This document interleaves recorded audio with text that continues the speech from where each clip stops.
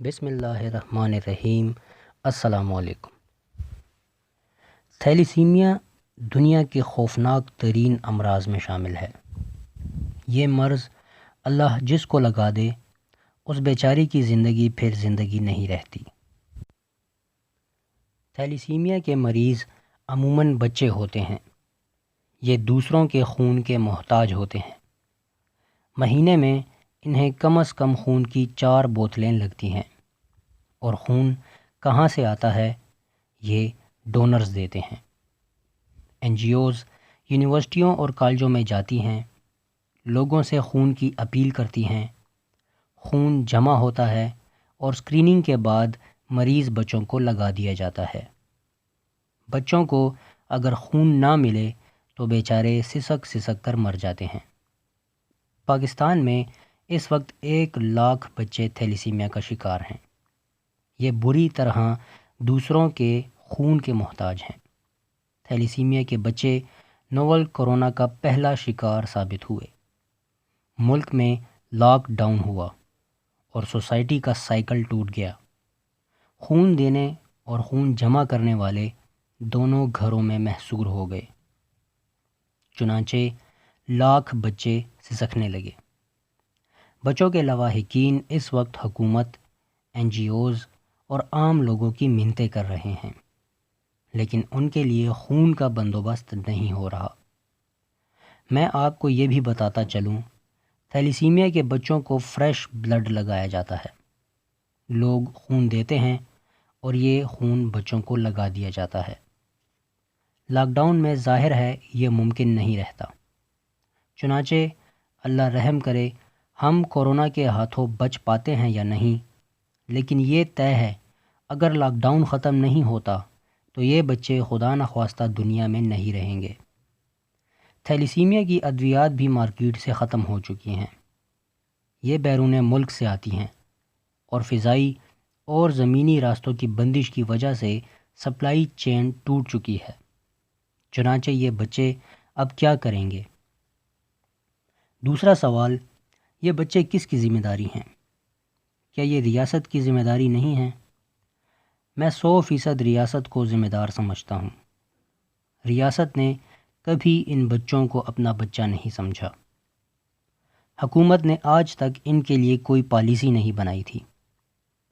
میری حکومت سے درخواست ہے یہ تھیلیسیمیا کے مریضوں کو کسی محکمے کے حوالے کر دیں۔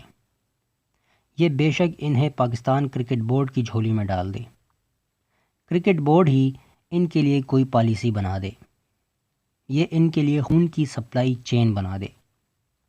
یہ والنٹیئرز ڈاکٹر لے اور ایس او پیز بنا دے، تاکہ ملک میں اگر مستقبل میں کبھی کرفیو لگے گا یا لاک ڈاؤن ہوگا تو بھی ان بچوں تک فریش خون پہنچتا رہے گا، خواہ یہ وزیر اعظم کے طیارے کے ذریعے بھجوایا جائے یا پھر چیف جسٹس آف پاکستان کی گاڑی میں۔ لیکن تھیلیسیمیا کا کوئی بچہ خون کی کمی کا شکار نہیں ہونا چاہیے۔ ہم اگر کورونا کے اس لاک ڈاؤن کے دوران یہ سیکھ لیں تو یہ کمال ہو جائے گا۔ کورونا ہمیں کچھ نہ کچھ سکھا کر ہی جائے گا۔ ہم اگر کورونا کو ایک نیشنل اپارچونٹی سمجھ لیں تو آپ یقین کریں یہ بحران ہمیں قوم بنانے کے لیے کافی ہوگا۔ یہ ہمارے تمام سسٹم اپ گریڈ کر دے گا۔ مثلا ہمارے پاس سنہری موقع ہے۔ ہم پاکستان کے تمام شہریوں کو ڈاکٹروں اور ہسپتالوں کے ساتھ جوڑ دیں۔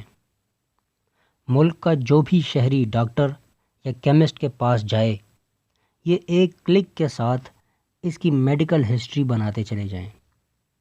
یوں پورے ملک کا میڈیکل ڈیٹا نادرا کے پاس آ جائے گا، اور ملک میں جب بھی مستقبل میں کوئی وبا یا کوئی آفت آئے گی تو ریاست کو پتہ ہوگا یہ وبا کس شہر کے کس مریض کو متاثر کر سکتی ہے، اور یوں ریاست اسے بروقت مطلع کر دے گی۔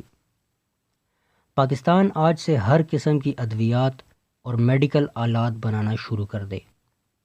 وینٹیلیٹر بہت مہنگا ہوتا ہے۔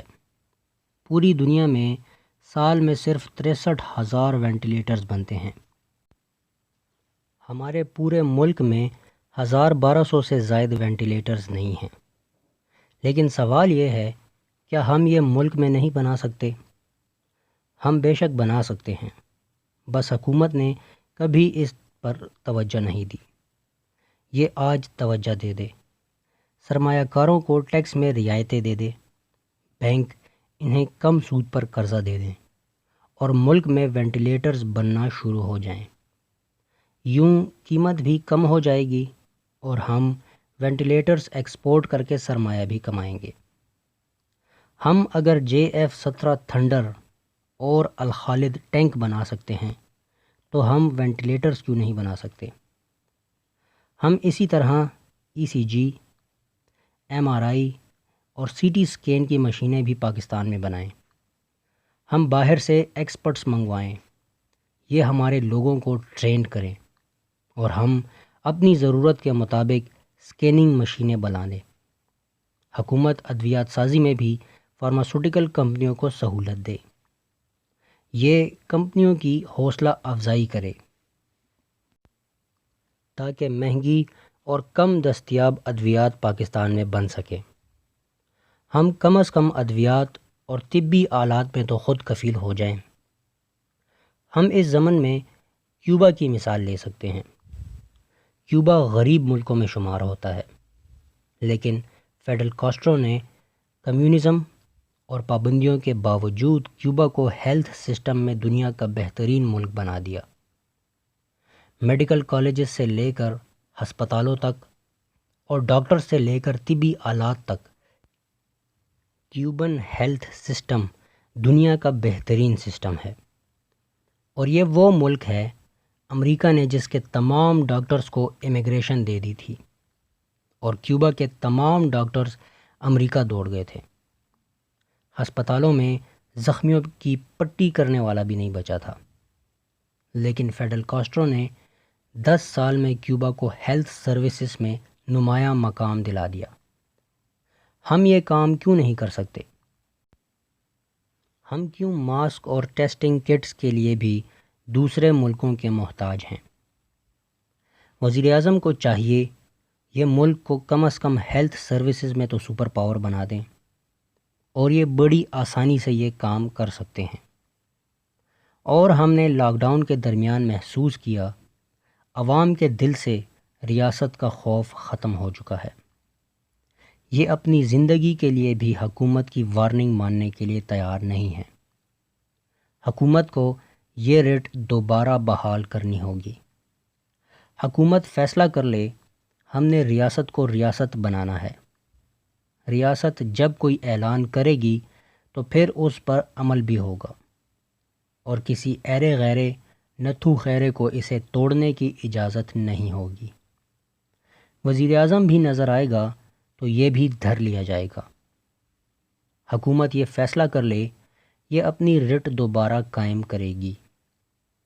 یہ کیا بات ہوئی کہ حکومت نے لاک ڈاؤن کیا اور پورے ملک میں لوگ اسے ماننے کے لیے تیار نہیں ہیں؟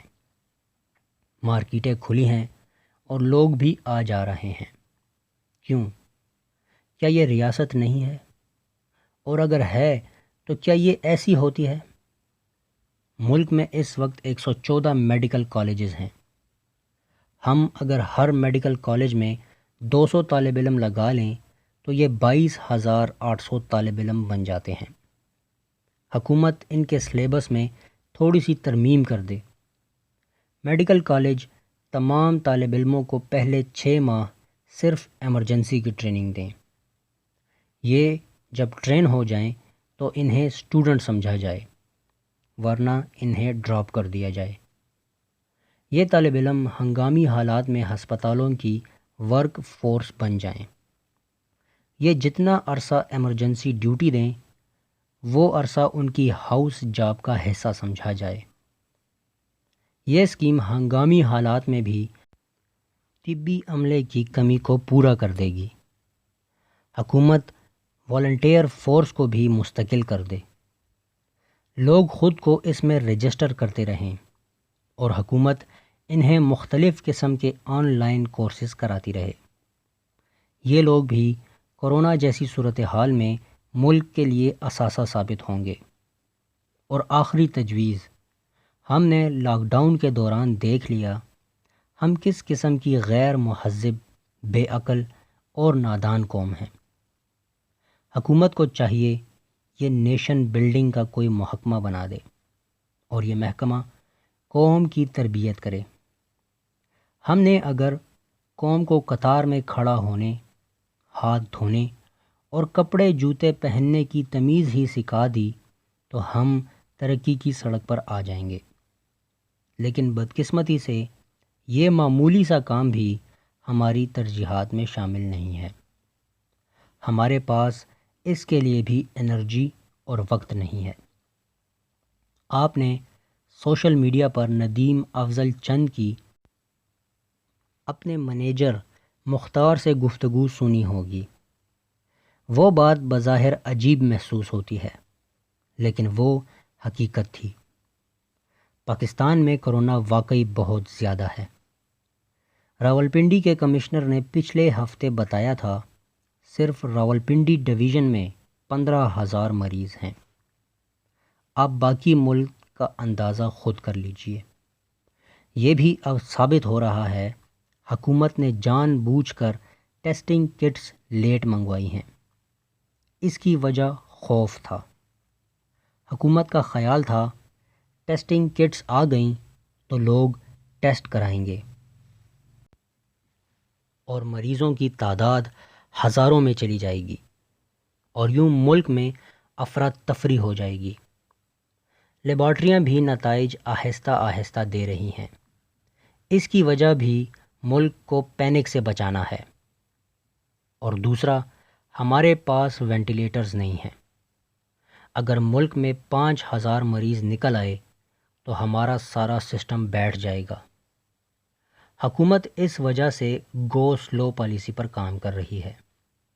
لہٰذا میری عوام سے درخواست ہے، آپ اپنی حفاظت خود کریں۔